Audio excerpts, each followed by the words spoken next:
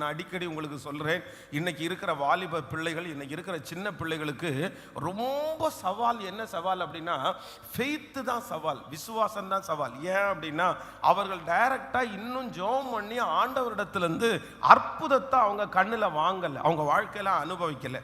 இப்போ என் பிள்ளையே இருக்கிறாங்க அப்படின்னு சொன்னால், என் பிள்ளை வந்து ஒரு பென்சில் கேட்டாங்கன்னு வச்சுங்களேன், இல்லைன்னா ஒரு பென்னு கேட்டாங்க அப்படின்னு சொன்னால், நம்ம படித்த காலத்துலலாம் அந்த ஹீரோ பென் வந்து ரொம்ப ஃபேமஸ் ஆனது. அது வந்து அன்னைக்கே ஒரு 5 ரூபா 10 ரூபாய்க்குள்ள தான் வரும்னு நினைக்கிறேன். அந்த ஹீரோ பென்னு ரொம்ப ஃபேமஸ். ஸோ அந்த ஹீரோ பென் வந்து நான் வந்து 10th படிக்கிற வரைக்கும் எத்தனையோ நாள் ஆசைப்பட்டிருக்கிறேன். சரி, நமக்கு ஒரு ஹீரோ பென்னு கிடைக்காதா, நம்ம ஒரு ஹீரோ பென்னு வாங்கணும் அப்படின்றது வந்து எனக்கு வந்து கனவாகவே போயிடுச்சு. கடைசி வரைக்கும் ஹீரோ பென்னை 10th முடிக்கிற வரைக்குமே நான் வாங்கவே இல்லை. ஏன் அப்படின்னா, அதை வாங்கக்கூடிய வசதிகள் நம்முடைய வீட்டில் இல்லை. நம்ம வந்து அந்த சாதாரணமான அதுலேயும் ஒரு 5 ரூபாவுக்கு ஒரு பென் இருக்கும், அந்த ஒயிட் கலரில் கேப் போட்டு ரெனால்ட்ஸ், ஆமாம் சம்திங், அந்த பென் இருக்கும். அது கொஞ்சம் அன்னைக்கு ஃபேமஸ். அது வந்து கொஞ்சம் விலை கம்மியானது தான். ஸோ அது வாங்குறதுக்கே பெரிய சவால் விட்டு எப்படியாவது 10th எக்ஸாம் அதில் தான்டா எழுதணும் அப்படின்ற ஒரு பெரிய எண்ணத்தோடு அந்த 5 ரூபா பெண்ணுக்கு அப்படி ஜெபம் பண்ணி அப்படி வாங்கணும். ஆனால் இன்னைக்கு நம்முடைய பிள்ளைகளுக்கு அப்படி அல்ல. ஒரு எக்ஸாமுக்கு ஒரு பெண் வேணும்னு கேட்டால், நம்ம தான், நீ எப்படியோ எழுதுனா போதும், உனக்கு என்ன பெண் வேணாலும் நான் என்ன பண்ணி தரேன், வாங்கி தரேன் அப்படின்ற சூழ்நிலையில் இருக்கும்போது அவங்களுக்கு என்ன இல்லை அப்படின்னா, ஆண்டவரிடத்தில் டைரக்டாக கேட்டு அந்த அற்புதத்தை பெற்றுக்கொள்ளுகிற அந்த சூழ்நிலையே அவங்களுக்கு அமையலை. அதனால அவங்க இதுவரைக்கும் எதை பார்க்கலன்னா, விசுவாசத்தை அவங்க பார்க்கல. ஆண்டவர் அற்புதம் செய்வார் அப்படின்றத கண்ணில் பார்க்கல. அந்த பார்க்காததுனால விசுவாசத்தில் வந்து நிறைய தடுமாற்றங்கள் இருக்கிறது. அதனால ஆண்டவருடைய பிள்ளைகளாகிய நம்ம வந்து எதுக்காக, அதான சின்ன பிள்ளைங்க எல்லாம் போராட வேண்டியது என்னன்னா விசுவாசத்திற்காக. அதனால தான் நம்முடைய பிள்ளைகளில் வந்து சில விஷயங்கள் ஏதாவது கேட்டால் உடனே அதை வாங்கி கொடுக்காம, நீ கொஞ்சம் ஜெபம் பண்ணு, ஏசப்பா உனக்கு தருவார், ஆண்டவருக்கு சித்தம் இருந்தால் உனக்கு கிடைக்கும், இந்த மாதிரி கொஞ்சம் அவங்கள வழி நடத்தினாங்கன்னா, அவங்க ஜெபம் பண்ணி அவங்களுக்கு ஒன்று கிடைச்சிச்சுன்னு வச்சுக்கோங்களேன், அவ்வளோதான். அவங்களுக்கு வந்து அந்த ஃபெய்த், விசுவாசம் அதிலேயே வளரும். அதனால் நம்மவும் அப்படிதான் எல்லாவற்றையும் வந்து நம்முடைய விசுவாசத்தை வளர்த்துறதற்கு, பெருக பண்ணுறதற்கு எதெல்லாம் நமக்கு தேவையோ அதெல்லாம் நமக்கு செய்யணும். ஏன்னா இன்றைக்கு தேவை, கடைசி காலத்தில் தேவை விசுவாசம். ஆமேன் சொல்லுங்க பார்க்கலாம். அப்போ நானும் என் வீட்டாருமோ வென்றால் கர்த்தரையே சேவிப்போம். ஹல்லேலூயா. ஆண்டவரே எங்களுக்கு என்ன கொடுங்க அப்படின்னு சொன்னால், எங்களுக்கு ஃபெய்த், விசுவாசத்தை கர்த்தர் எனக்கு செய்வார். அதை தான் சொல்லுங்கள், கர்த்தர் எனக்காக யாவையும் செய்து முடிப்பார். யோபுனுடைய ஃபெய்த்தை பாருங்க, யோபுனுடைய மனைவியினுடைய ஃபெய்த்தை பாருங்க. யோபுனுடைய மனைவி என்ன சொல்றாங்க அப்படின்னு சொன்னால், இன்னும் நீர் உம்முடைய உத்தமத்தில் உறுதியாய் தரித்திருக்கிறீரோ, தேவனை தூசித்து ஜீவனை விடும். ஏன்னா எப்போனாலும் மனைவி வந்து இடையில திருமணம் பண்ணிட்டு வந்தவங்க, அதுக்குள்ளேயே இவர் யாருன்னா பெரிய ஆள் அவர். அப்போ அவங்களுக்கு எந்த கஷ்டத்தையும் அவங்க பார்க்கல. அவருடைய கணவனாருக்கு எல்லா ஆசீர்வாதமும் இருக்குது, அவங்க எல்லாத்தையும் அனுபவிக்கிறாங்க. ஆனா யோபு அப்படி கிடையாது. யோபு எங்க இருந்து வந்தான் அப்படின்னு சொன்னா, நிர்வாணியா என் தாயின் கர்ப்பத்திலிருந்து பிறந்தேன் அப்படின்னா, ஒன்றும் இல்லாமல் அவருடைய வாழ்க்கையை ஸ்டார்ட் பண்ணார். அதான் உலகம் சொல்ற மாதிரி ஸ்கிராட்ச்ல இருந்து ஸ்டார்ட் பண்ணார். ஒண்ணுமே இல்லாத இருந்து ஸ்டார்ட் பண்ணதுனால எல்லாம் இப்போ அவரை விட்டு போனாலும் அவருக்கு என்னன்னா அவிசுவாசம் வரவே இல்லை, ஆண்டவர் மேல நம்பிக்கை குறைவு வரவே இல்லை. அவர் சொல்றாரு, நான் முன்பாக போனாலும் அவர் இல்லை, நான் பின்பாக கிரியை செய்தும் அவரை காணேன், ஆனாலும் நான் போகும் வழி அவர் அறிவார், அவர் என்னை சோதித்த பிறகு நான் பொன்னாக நான் விளங்குவேன். காரணம் என்ன அப்படின்னா, என்ன ஆண்டவர் தாயா கொண்டு வந்தாரு, ஒன்றும் இல்லாமல் இடத்துலேருந்து இவ்வளோ தூரம் கொண்டு வந்தது கர்த்தர் தாயா, நான் எப்படி அவரை விடுவேன். அப்போ இன்றைக்கு சிலருடைய வாழ்க்கையில் வந்து நீங்க ஒன்றும் இல்லாமையிலிருந்து நீங்க வளர்றீங்களா, நீங்க சந்தோஷப்படுங்க. மற்றவங்க எல்லாருமே வந்து பெரிய ஆலமரமா வளர்ந்து நிற்கலாம், நீங்க சின்னதுலேருந்து வளரலாம், நீங்க விழுந்து விழுந்து வளரலாம், நீங்க வந்து சின்ன குட்டியா ஆரம்பிச்சிருக்கலாம். ஆனா நான் விசுவாசிக்கிறேன், உங்க ஃபெய்த், உங்களுடைய விசுவாசம், அப்போ நீங்க சின்னதுலேருந்து ஆண்டவர் உங்களை வளர்த்தி கொண்டு வரும்போது உங்க விசுவாசத்துல தடுமாற்றமே இருக்காது. அதே போல உங்களுடைய பிள்ளைகளும் ஒன்றும் இல்லாமலிருந்து வளர்றாங்களா, உண்மையிலே சந்தோஷம். ஏன்னா அப்பதான் அவங்களுடைய விசுவாசத்தினுடைய வளர்ச்சி அதிகமா இருக்கும். ஹல்லேலூயா. அப்போ எல்லாரும் இந்த ஃபாஸ்டிங் ப்ரேயரில் ஒரு தீர்மானம் எடுக்க போகிறோம். ஆண்டவரே, என்னுடைய விசுவாசத்தை நீர் என்ன செய்யும் என்றால், நீர் வர்த்திக்க பண்ணும். ஆண்டவரே, கர்த்தர் என்ன நடத்துவார்னு நீங்கள் விசுவாசிச்சிங்கன்னா அந்த காரியத்தை கர்த்தர் செய்வார். எவ்வீருவை பார்த்து ஆண்டவர் என்ன சொல்கிறார் அப்படின்னு சொன்னால், வேற ஒன்றும் சொல்லலை, நீ பயப்படாதே, நீ என்னவாயிரு, சத்தமா சொல்லுங்க, விசுவாசம் உள்ளவனாயிரு, விசுவாசம் உள்ளவனாயிரு. வேற ஒண்ணுமே ஆண்டவர் அவனிடத்துல சொல்லல, வேற எதையுமே ஆண்டவர் அவனிடத்துல சொல்லல. நீ பயப்படாதப்பா, நீ விசுவாசம் உள்ளவனாயிரு, உன்னுடைய குமாரத்தி கண்டிப்பாக பிழைப்பாள். அப்போ ஆண்டவருடைய பிள்ளைகளை ஆண்டவர் என்ன தூக்கி எடுப்பாருன்னு உங்களுக்கு விசுவாசம் வேணும். இந்த சூழ்நிலை உங்களுக்கு மாறுன்ற விசுவாசம் உங்களுக்கு வேணும். நானும் ஒரு நாள் சாட்சியாய் நிற்க முடியும் என்கிற விசுவாசம் உங்களுக்கு வேணும். எங்க பிள்ளைகளையும் ஆண்டவர் கனப்படுத்துவார் என்கிற விசுவாசம் உங்களுக்கு வேணும். நானும் கர்த்தருக்கு சாட்சியாய் மாறுவேன் என்கிற விசுவாசம் உங்களுக்கு வேணும். இந்த விசுவாசத்தை நமக்குள்ள எரிய பண்ணுகிறவர், வளர்த்துகிறவர் யார் என்றால் கர்த்தர் ஒருவரே வளர்த்துகிறவர். ஹல்லேலூயா. அப்படியே 2 கரங்களையும் மேல உயர்த்தி சத்தமாய், ஆண்டவரே எங்க விசுவாசத்தை வர்த்திக்க பண்ணுகிற ஒரு நல்ல கர்த்தர் சொல்லுங்க. எல்லாரும் எங்களுடைய விசுவாசத்தை வர்த்திக்க பண்ணுகிற ஒரு நல்ல கர்த்தர் சொல்ல சொல்ல ஆமே. நான் நம்பி இருக்கிறவர் பெரியவர், நான் நம்புகிறவர் பெரியவர், என்னுடைய விசுவாசத்தை கனப்படுத்துகிறவர், என்னுடைய விசுவாசத்தை கனப்படுத்துகிறவர், எனக்காக யாவையும் செய்து முடிக்கிற தேவனாகிய கர்த்தர். ஹல்லேலூயா, ஆமென். ஒன்றும் இல்லாமையிலிருந்து எல்லாவற்றையும் உருவாக்கின கர்த்தர், எனக்காக யாவையும் செய்து முடிக்கிற கர்த்தர். ஹல்லேலூயா, ஹல்லேலூயா. சொல்லுங்க எல்லாரும், ஏசப்பா எங்க விசுவாசத்தை நீர் கனப்படுத்துகிறதற்காக உமக்கு ஸ்தோத்திரம், ஸ்தோத்திரம், ஸ்தோத்திரம். சொல்ல சொல்ல அந்த மகிமை கடந்து வரட்டும். நன்றி அப்பா, நன்றி அப்பா, நன்றி அப்பா, நன்றி அப்பா. ஹல்லேலூயா. எனக்காக யாவையும் செய்து முடிக்கும் கர்த்தர், எனக்காக யாவையும் செய்து முடிக்கும் கர்த்தர், எனக்காக யாவையும் செய்து முடிக்கும் கர்த்தர், எனக்காக யாவையும் செய்து முடிக்கும் கர்த்தர். ஆமென். ஒரு நோட் கம்மியா வச்சு ஆமென். கைகளை அசைத்து ஒரு ஹல்லேலூயா சொல்லலாம். ஸோ அப்போ கடைசி நாளில் ஆண்டவரிடத்துல நம்மிடத்துல இருக்கிற வரங்கள் எப்போ செயல்படும்னா, ஃபெய்த் இருந்தால் தான் வரங்கள் செயல்படும். எல்லாத்திற்கும் ஆணிவேர் என்னது? விசுவாசம். இந்த விசுவாசம்ன்ற ஒன்றை எடுத்தா கிறிஸ்டியானிட்டி ஒன்று. ஆமா, உங்களுக்குள்ள இருந்து ஃபெய்த்தை எடுக்கிறதும் இயேசு எடுக்கிறதும் ஒன்று தான். பிசாசு இயேசுவை டைரக்டா எல்லாம் உங்களிடத்துல எடுக்க மாட்டான். ஃபர்ஸ்ட் என்ன பண்ணுவான்னா, உங்களிடத்துல இருக்கிற விசுவாசத்தை எடுத்துட்டான்னா தன்னை போல என்ன பண்ணும், அவ்வளவுதான், ஆண்டவரே உங்களை விட்டு போயிடுவாரு, வேற ஒண்ணுமே இருக்காது. நம்முடைய விசுவாசமானது நம்பப்படுகிறவர்களின் உறுதியும் காணப்படாதவர்களின் நிச்சயமா இருக்கிறது. அதான் ஆண்டவர் சொல்றாரு, நீ கண்டு விசுவாசிக்கிறாய், ஆனால் காணாமல் விசுவாசிக்கிறவர்கள் யாருன்னா பாக்கியவான்கள். நம்ம எல்லாரும் ஆண்டவரை நேருக்கு நேர் அப்படியெல்லாம் பார்த்ததில்ல.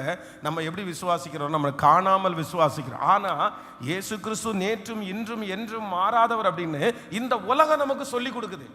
உலகம் நமக்கு சொல்லிக் கொடுக்குது. உலகத்துல நடக்கிறதெல்லாம் புதுமையா ஒன்றும் நடக்கல. ஏற்கனவே பரிசுத்த வேதாகமத்துல என்ன எழுதி இருக்குதோ அதுதான் நடந்துட்டு இருக்குது. பாருங்க, உலகமே அப்படியே டோட்டலா சேஞ்ச் ஆகுது, வித்தியாசமாகுது. நீங்க ஒரு 10 வருஷத்துக்கு முன்னாடி இருந்தது மாதிரி இன்னைக்கு உலகம் இருக்குதா? கொரோனாவுக்கு முன்னாடி இருந்தது மாதிரி உலகம் இன்னைக்கு இருக்குதா? நீங்க பைபிள்ல என்னென்ன எழுதி இருக்குதோ எல்லா மாற்றங்களும் வந்துட்டே இருக்குது. இப்போ நான் சொல்றேன், இப்போ நடந்து முடிஞ்ச எலெக்ஷனை கூட பாருங்க. இந்த எலெக்ஷன்ல நிறைய இடங்கள்ல பாத்தீங்க அப்படின்னு சொன்னா, இந்த எம்எல்ஏக்காக நின்னாங்கல்ல, அவங்களுடைய பேர் கூட நிறைய பேருக்கு அவங்களுடைய பேர் கூட தெரியாது. யார் எங்களுடைய ஏரியாவில் இருக்கிறா, நம்ம இதுதான் இவங்களுக்கு தான் போடுறோன்னு தெரியாது. ஆனா அவங்க ஏன் போட்டாங்க அப்படின்னு சொன்னா, ஒரு மேன் அவர் என்ன சொல்றாரு, நான் தான் அங்க வேற யாரும் நிக்கல, யார் தான் நிக்கிறா, நான் தான் நிக்கிறேன். ஸோ அந்த ஒரு மனுஷனை பார்த்து இங்க யார் நிக்கிறாங்கன்னு தெரியாது. ஆனா என்ன பண்ணிட்டாங்கன்னா அதை ஜெயிக்க பண்றாங்க. அப்போ நம்ம ஒரு காலத்துல இந்த ஒன் வேர்ல்டு வரும், ஒன் ஹீரோ வரும், அப்படின்னா ஒன் கரன்சி வரும், ஒரு மனுஷன் இந்த உலகத்தை ஆழ்வான் அப்படின்னு சொல்லும்போது நிறைய பேர் கிண்டல் பண்ணாங்க. என்ன பேசிட்டு இருக்கிறீங்க, என்னமோ பைபிள்ல ஒன் மேன் வரும்ன்றாங்க, அப்ப நாங்கெல்லாம் சும்மா என்ன போயிடுவோமா வீட்டுக்கு? அப்ப எம்எல்ஏ எதுக்கு, எம்பி எதுக்கு, அப்புறம் மினிஸ்டர் எதுக்கு?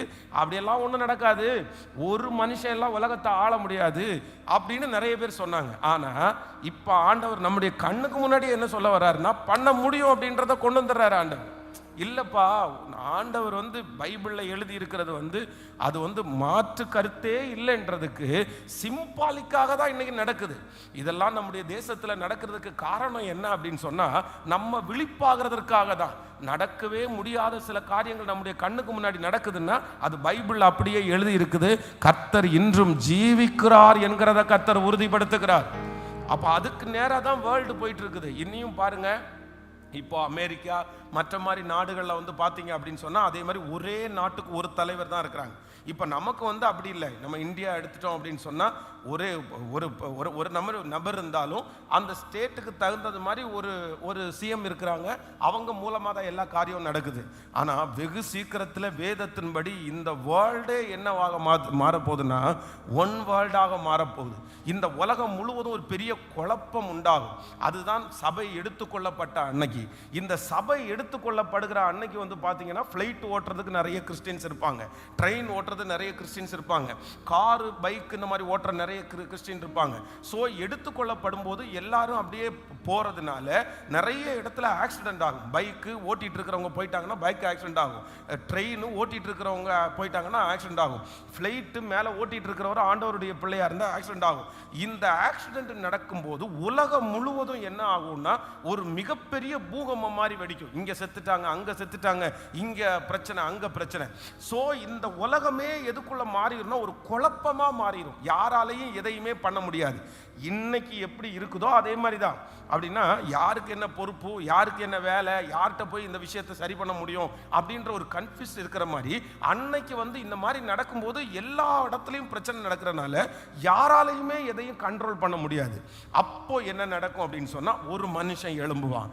அவன் மனுஷன் எழும்பி என்ன பண்ணுவான் அப்படின்னு சொன்னா மேஜிக் மாதிரி அற்புத அடையாளங்களினால நான் எல்லாத்தையுமே சரி பண்றேன்.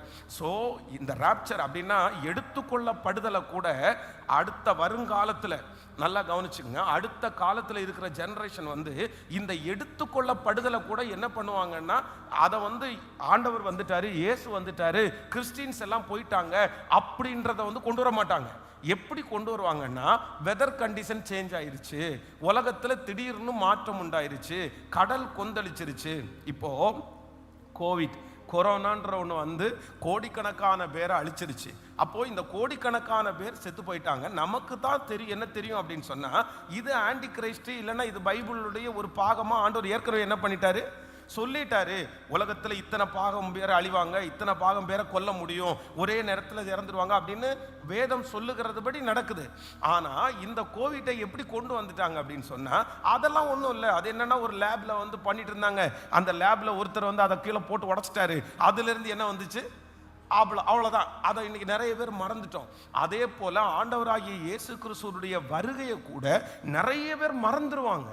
அவ்வளவு என்ன பண்ணுவாங்கன்னா அந்த மனுஷன் எழும்பி அற்புத அடையாளங்களை பண்ணி எல்லாரையுமே, அதான் வேதம் சொல்லுகிறது, சமாதானமாய் உள்ளே நுழைந்து எல்லாரையும் ஆறுதல் படுத்துவாங்க, எல்லாரையுமே சமாதானப்படுத்துவாங்க.